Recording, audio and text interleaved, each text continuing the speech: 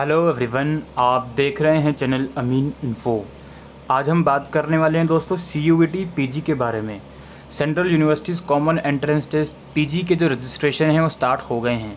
इस साल काफ़ी सारी यूनिवर्सिटीज़ हैं, सेंट्रल यूनिवर्सिटीज़ या स्टेट यूनिवर्सिटीज़ भी, जो CUET पीजी के लिए पार्टिसिपेशन में हैं। तो सबसे पहले तो हम देख लेते हैं इसकी इम्पोर्टेंट डेट्स क्या हैं। इसके बाद हम देखेंगे पार्टिसिपेटिंग यूनिवर्सिटीज़ कौन कौन सी हैं और कोर्सेज़ वाइज क्या आपका एग्ज़ामिनेशन पैटर्न रहेगा और जो एलिजिबिलिटी क्राइटेरिया है वो आपको कैसे चेक करना है।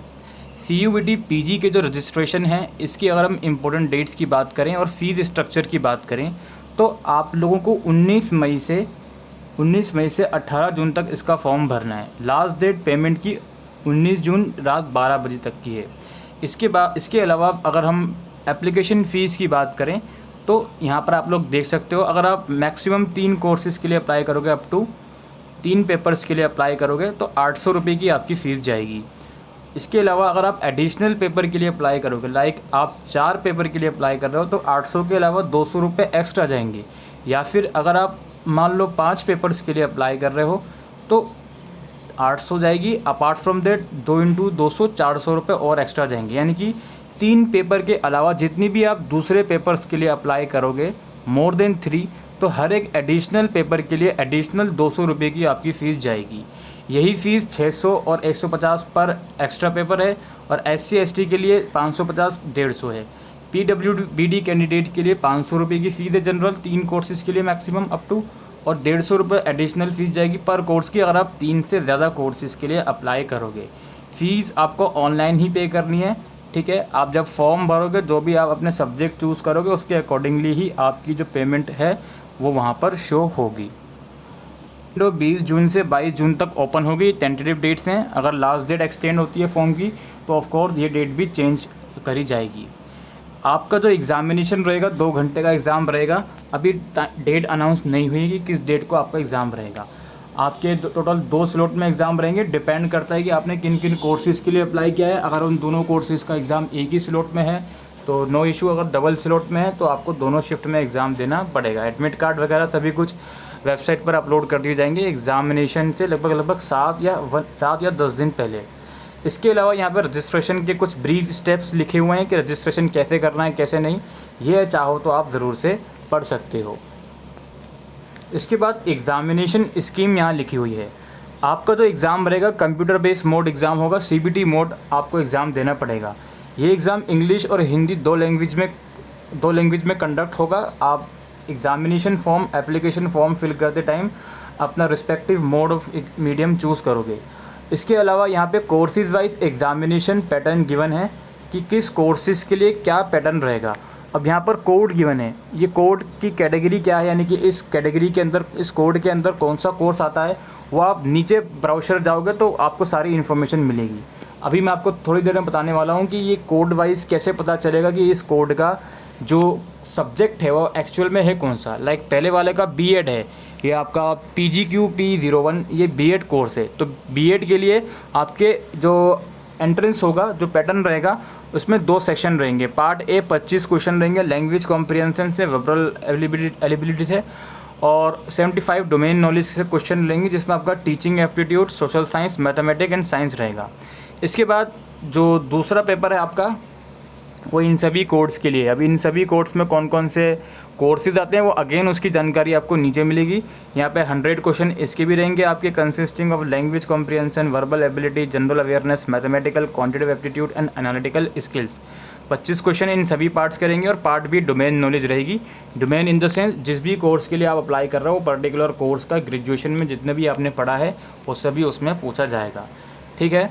और इसी तरह से सेकेंड पैटर्न फिर यहाँ पे गिवन है अलग अलग कोर्सेज वाइज, तो आप इसको देख लीजिएगा अप्लाई करने से पहले। एग्ज़ामिनेशन की ही बात हो रही है तो 100 क्वेश्चन रहेंगे आपके और इंग्लिश या हिंदी में एग्ज़ाम आएगा, जो भी आप चूज़ करोगे उसके अकॉर्डिंगली। कुछ सब्जेक्ट हैं, लाइक ऑफ कोर्स ही बात है, अगर आप इंग्लिश में मास्टर्स या हिंदी में मास्टर्स करना चाहते हो तो उसका पैटर्न उसी कंसर्न लैंग्वेज में ही आएगा। संस्कृत वाला जो आपका मास्टर्स कोर्स है, इसका जो पैटर्न है, इसका जो लैंग्वेज है एग्ज़ाम का, वो संस्कृत लैंग्वेज में ही आएगा। और इसके अलावा जब आप फॉर्म भरोगे तो उसमें स्लॉट वाला ऑप्शन बहुत केयरफुली आपको चूज़ करना है।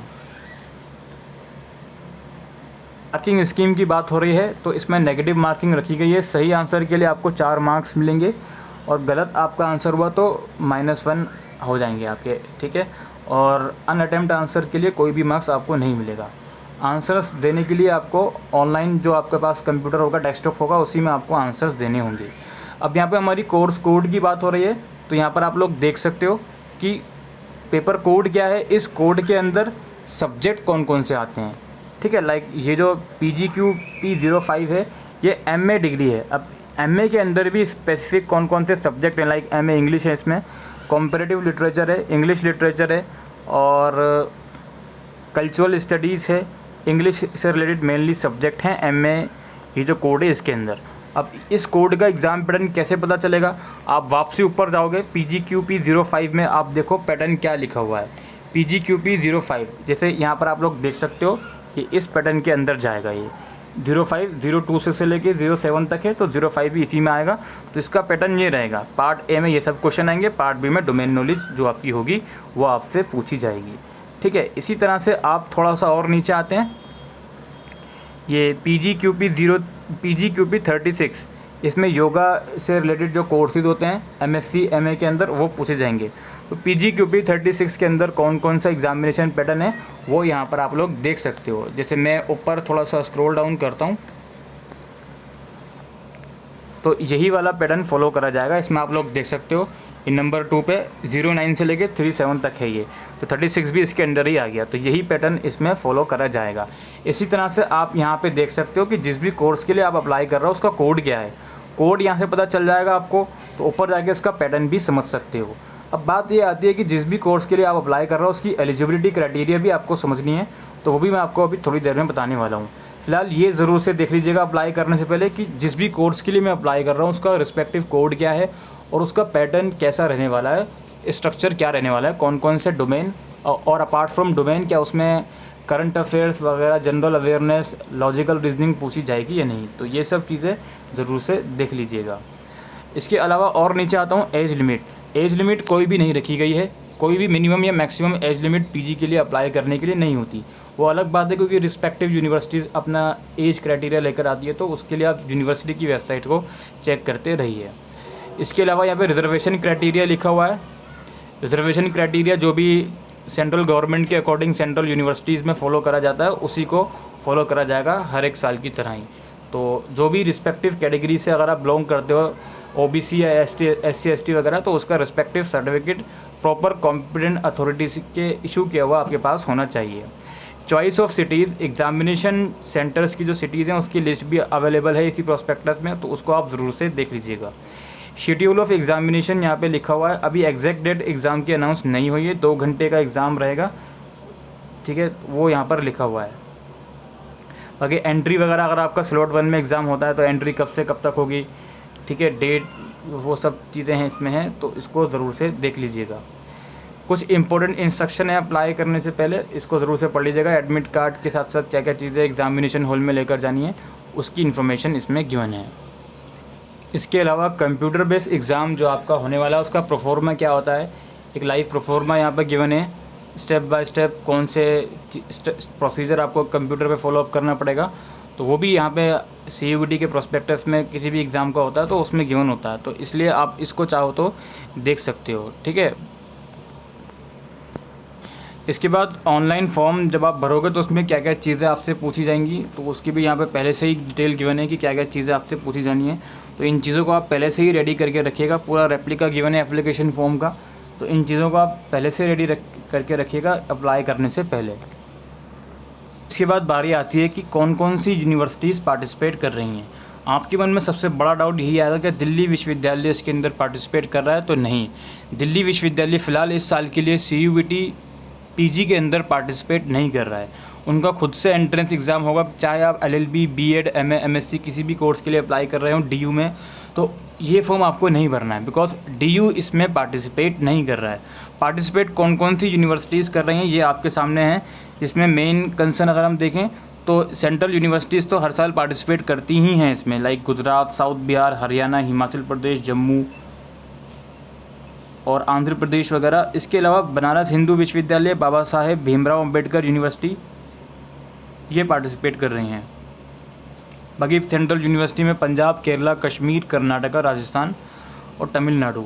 इसके अलावा Indira Gandhi national tribal university ये पार्टिसिपेट कर रही है। डॉक्टर हरि सिंह गौर विश्वविद्यालय और गुरु घसीदा विश्वविद्यालय, इसके अलावा जवाहरलाल नेहरू विश्वविद्यालय पार्टिसिपेट कर रहा है और मणिपुर यूनिवर्सिटी है। और भी यूनिवर्सिटीज़ हैं, Sikkim university, Tezpur university, university of Hyderabad, Mahatma Gandhi central university, central Sanskrit university, BR Ambedkar school of economics, Madan Mohan Malviya university of technology जो कि यूपी में है, doctor APJ Abdul Kalam technical university है, national rail and transport institute है।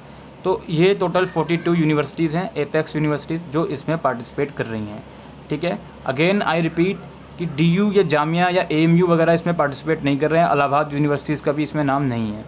तो आप यहाँ पे लिस्ट में देख लीजिए कि अगर इन यूनिवर्सिटीज़ में आप एडमिशन लेने के लिए इंटरेस्टेड हो, जिसमें JNU भी है, BHU भी है, जो सेंट्रल यूनिवर्सिटी है, one of the top central universities, तो इसमें आप एडमिशन चाहिए तो ये वाला फॉर्म आपको भरना पड़ेगा। अब बारी आती है कि कोर्सेज़ वाइज एलिजिबिलिटी क्राइटेरिया और यूनिवर्सिटी वाइज।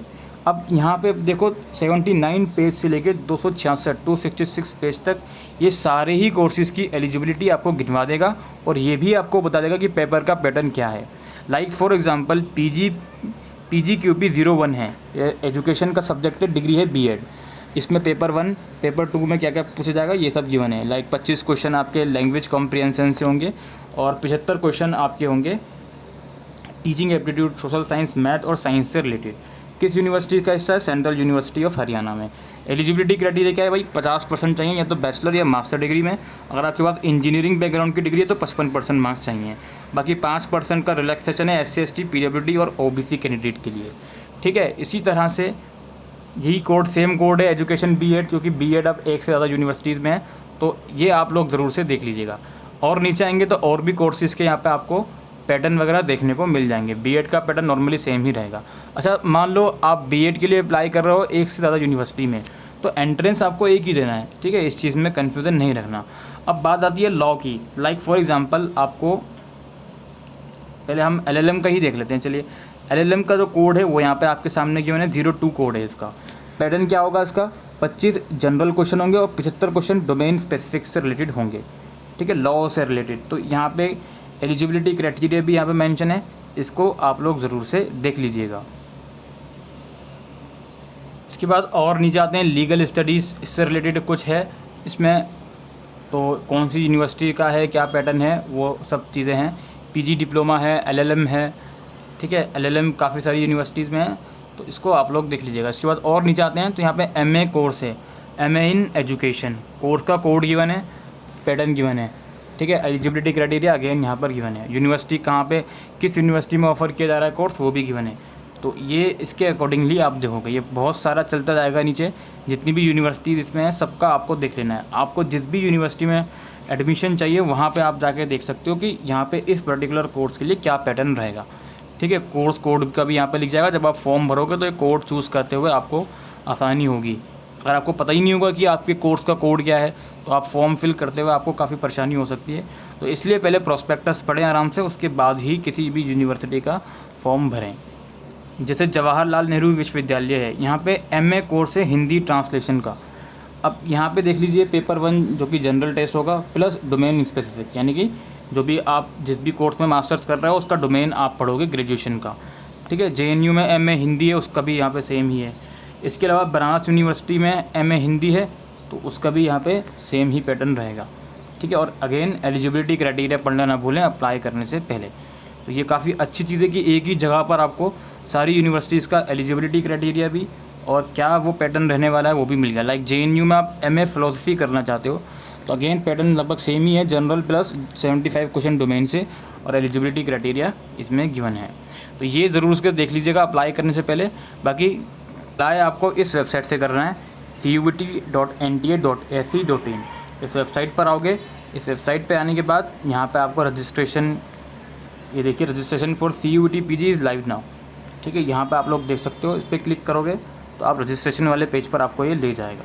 कमेंट करके बताइए कि इसके ऊपर आपको डेमो वीडियो चाहिए या नहीं, मैं कोशिश करूँगा इसके ऊपर डेमो वीडियो बनाने की। फ़िलहाल के लिए वीडियो में इतना ही। Thank you.